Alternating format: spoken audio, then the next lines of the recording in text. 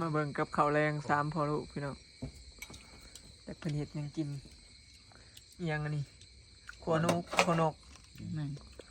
อิหยังป่นปลา เป็นปลาทู กับข้าวแรงเพิ่นพี่น้องมันจะแนวเป็นตัวแซ่บอยู่ดอกลวกผัก กินอาหารทะเล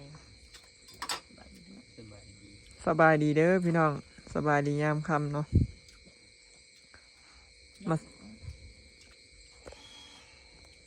มาแวะเล่นน้ำมัน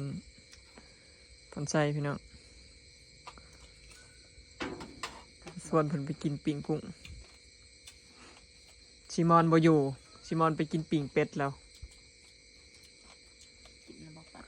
กินนำทีมงานรับจ้างเพิ่นนั่นแหละพอน้องเมยทีมงานกลไปรับจ้างกลซะให้เขาหั่นละแล้วปันเงินกันแล้วมันเหลือ300ผมก็เลยซื้อเป็ดกินนำกัน พวกเราคือปลูกฝักงาม โอ้ยกระสุดงามนะบ่เอื้อปลูกนะ ช้อน บ่เอื้อเอาพักกาดซ่อมมาให้พี่น้องเศร้า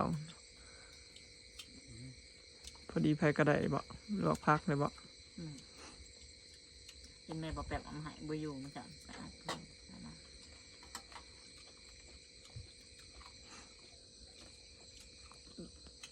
เห็ดบินแล้วบ่บานี้อย่าเอิ้นอันเจ้เด้อพี่น้องอย่าเอิ้นเจ้แหละเด้อให้เอิ้นว่าซ้อแหละ เซลอัดเพื่อน ซ้ออัดเพื่องเปลี่ยนสื่อโลดเราได้เงินหลายอยู่อัดเพื่องก็ได้ สายด่าน หลายล้าน 3 คนก็3 นับอยู่รับงานมานี่แต่ละมื้อได้จะก่อนรวมเบิด นับ เฮ็ดบินไว้อยู่บ่ก็เดียวบ่เฮ็ดบิน อัดแล้วบ่เงินบ่เห็น ซื้อกินเบิดบ่คันบ่เฮ็ดบินบ่เห็นเงินออกเงินเข้ากำไรเท่านั้นเท่านี้ มั เนาะ เนาะค่าคือได้กำไร คันบ่เฮ็ดบินเนี่ยบ่ได้เด้อพี่น้องเนี่ยมันสิเมื่อยบ่แม่นหยังดอกบ่เห็นกำไรแล้วเฮาเพราะว่ากำไรเฮาก็ซื้อกินเนาะ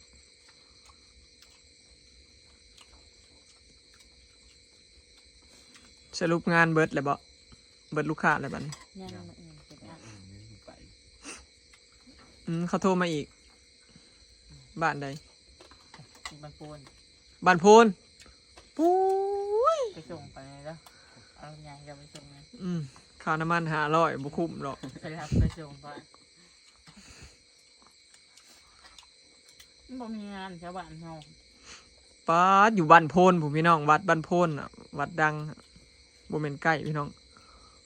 ห่วยคันไล่เป็นกิโลก็บ่แม่น50-60 กิโลผมบอกประมาณนั้นน่ะ50-60 กิโลบัดนี้พัดรถไทยเด้อบัดนี้รถอัดเพื่องแล้วขับไปเพื่อสิฮอด มันพูดยังแต่งก็บ้านกันไว้มาจากบอกมันเนอะ บ่แหละโดนว่ายแล้วไก่กลัวนอกจากเจ้าหลัดออกไปนี่ใส่อันหัวขะยองหลัดขึ้น ก็รัดเป็นเนี้ย หลัดกะเฮาก็ยังว่าใกล้อยู่มันบ่แม่นทางยาง ทาง โดนวายยังว่ามันเล่นทางยางของพุ่น แต่ทางยางก็ไม่ต้องออก มันใกล้คันแลนออกทางยางบันอันนั้นออกพุ่นมันใกล้หรือว่าออกปากซองแลนพุ่นก็โอเคอยู่ได้ ไปตื้อ หักสิใกล้บ่ทอหลัดหัวขะยองดอกเฮาว่าหลัดหัวขะยองใครกลัว ขยันไปเจอบนทัน ใส่บนทันออกนะคำจักงานอยู่พุ่นงานเดียวบ่ จักอะไรเงี้ยหนวดเครื่องจ้องหอยก็ก่อน อืมค่าน้ำมันรถไทยประมาณเท่าไหร่200บ่พ่อบ่200 กันไปกำมาก็ประมาณก็ดีนะ เนาะประมาณ200เนาะค่าน้ำมันรถไทย มันก็ไม่ไกลนะ ทำงานไกลอีกแล้วพี่น้อง เจ้าก็ไปบ่พันไซโอ้เท่าเก่งนี่พันไซสูงขนาดซีมอนน่ะออกเลยบ่ฮอดหมื่นเลยยายเศร้า ที่มันสูงมาไว้ ให้มันฮอดหมื่นจังเศร้า เพื่อสิได้เงินเลยอย่างนั้นไม่ได้เงินง่าย ง่วยไพ่ว่ามันง่าย กระดานเงินทองไม่ใช่ได้นะ ขั้นแรกเขาก็รวยกันหมดแล้วเนาะ เมื่อยแล้วพี่น้องนะมันงานมันใจกันเมื่อยนะ เมื่อยเขาเมื่อยขับรถนี่แหละโอ้เผื่อสิไปหอดนี่มัน แต่เขาขับรถไทยอันออกหน้าให้ออกหน้าเนี่ยก็ยังเมื่อยพี่น้องมันรถไทยมันตั้งไปเด้ขี่รถจักรแค่แน่เด้ แห้งเจ๊กหกปี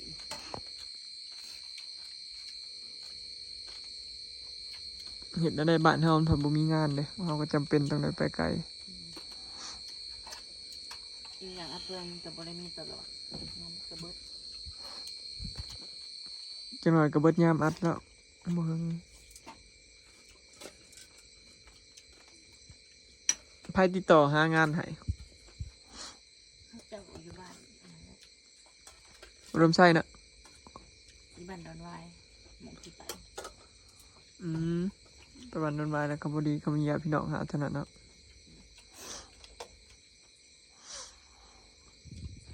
ไปแล้วก็ให้น้ำบัตรเขาพร้อม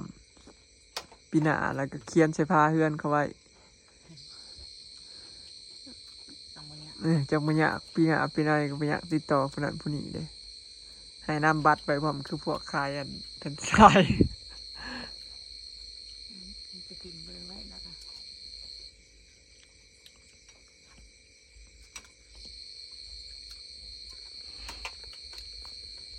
คันเป็นงานบ่อึดมันก็บ่ได้ไปเนาะงานอึดบ้านเฮาเขาเจ้าบอกว่า ให้ก็ใส่อันนั้นไว้เนาะใส่ขอบเครื่องไว้บ่ค่อยอัดกับงัวมันบ่เป็นราคามันบ่มีไผคุณงัวขายซุมื้อนี้ เครื่องบริคายเขาใส่เขาเจ้า ไผก็อัดพอแต่แบบ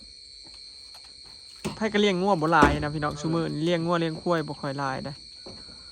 บ่คือ คุณ บ่คือแต่กี้เนาะแต่ข้าวงัวแพงน่ะไผก็คุณงัวขายเด้พี่น้องงัวมันเป็นราคาซุมื้อนี้งัวโตแม่บักใหญ่ก็ได้ 3,000 อย่างได้ 4,000 หลายสุด แต่ทางเขาเจ้าทางงัดหน้องงูน่ะเป็นราคา แม่นอยู่บ้านโพนขึ้นไปมันเป็นราคาอยู่ แต่บ้านเฮาเขตปากช่องมันบ่เป็นรา เขา คา เจ้าคายคูบละ10,000กว่า พระลาย ทางเขาเจ้า บ่เขาเจ้ามันก็ในเมืองไงมันก็สิแพงกว่าบ้านนอกเฮาอยู่ เขามันในเมืองเนาะคือกันกับปากช่องและงัวปากช่องก็แพงกว่าบ้านเฮาเด้ ไปในเครื่องกับเขาตัวค่าแลน500ซื้อเอาก่อนละ50 บาทบ้านเขาเจ้าอันก็ก่อนละ20ได้30 บาท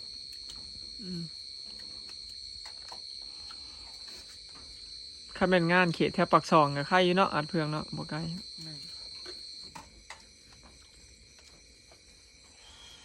แต่เป็นทางมันหญิงก็บ่ไกลแล้วมันคงผ่าน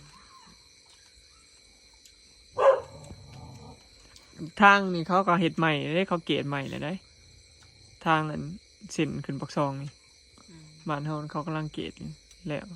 ลงมาฮอดใช่ว่าสิฮอดนาดูแล้ว บ่ได้ไป เขาเกตมื้อนี่ ทั้งบวยรถใหญ่หลายยามเป็นรถเจอทรายหลาย ใกล้แล้วจักหน่อยแล้วนี่เขาเกตทางแล้วนี่แฮงบึนๆแล้วนี่ เขากำลังเริ่มเกตทางซื่อๆยังบ่ทันคอยเห็นแลนดอก ง่าย เกตทางแล้ว มันเห็นห้อง เขาบอกว่าหมอกลงประเทศลาวพุ่นนะ ใครขี่รถจักรมันก็สู้ ไผนั่ง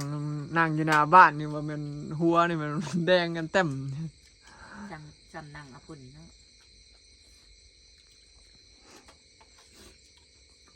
มื้ออื่นลุยงานต่อก็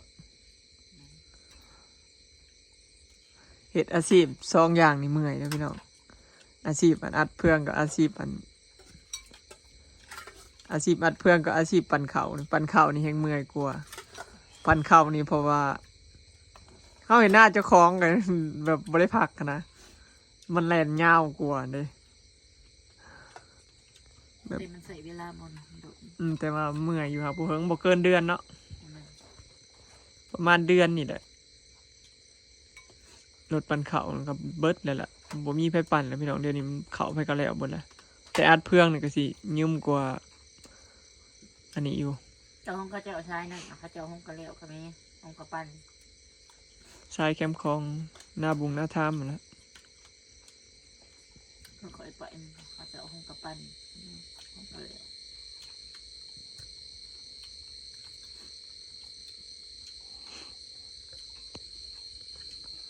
จะคงที่ ปอนไซบอกได้เงิน4,000 กว่าบาทแล้ว ถือว่าโอเคเลยพี่น้องเขามีอาชีพมันเหตุงานของเจ้าของถ้าแม่นซีมอนไปก็สิได้4,000 กว่าเนาะพูดละ4,000 กว่ากับรวมกันก็ได้8,000 กว่าเด้เฉพาะค่าลูกน้องในนี้พี่น้องจ้างลูกน้องนี่เฉาะปอนละ2 บาทเนาะบ่ได้รวมหัวหน้า ในรวมและลูกน้องมันตก10,000 กว่าบาทเนาะ อืม จ้างเขาเจ้าก็ดี เขารวมค่าลูกน้องพอดี10,000 กว่าบาทตอนนี้ได้หลายอยู่ได้บ่ แต่หัวหน้ายังหา ไปอัดแต่ละมื้อนี่ได้ลูกน้องนี่ได้แล้วเนาะมื้อหนึงบ่ต่ำ200เนาะ200 กว่าบาทเนาะ ส่ง ฮอดบ่ มือละ400 กว่าแพ้ ซุมเจ้าไปหั่นใด บางมือ ฮอดเยอะ เครื่องได้200 กว่าก่อน อืม 240 240 ตอนซุมเจ้าไปไกลเนี่ยอย่างบ่ได้มื้อหนึงอะฮอดอยู่100ไปก่อน200ก่อน 200ไปก่อน ขั้นต่ำนะได้อีกบ่ละ100 450ก่อน ได้ อืมแสดงว่ามื้อหนึงก็บ่ต่ำ300พุ่นแหล้ว300 บาท400พุ่นแหล้วเนาะประมาณนั้นแหละคันนั้นนะถือว่าได้หลายอยู่เด้อพี่น้องเพราะว่าบ้านเฮามันที่บ้านใดบ้านเฮามันจ้างกันบ่แพงพี่น้อง แม่ คันว่าเฮ็ดงานก็มันก็วันละบ่กี่บาทนี่ดึงเงินเดือนก็บ่กี่บาท 3-4 พันจังซี่นะเขาเฮ็ดงานเฮาเองได้เงินหลายเด้อขนาดจ้างดำนาเกี่ยวข้าวก็ยังวันละ200นี่ ก็ไปสายท่ามันเกิดมากองเพื่อนเขาจะอยู่ในห้องเขาสบายอย่างนี้นะบ่ค่อย อืม ต้นไม้หลาย ก็จะ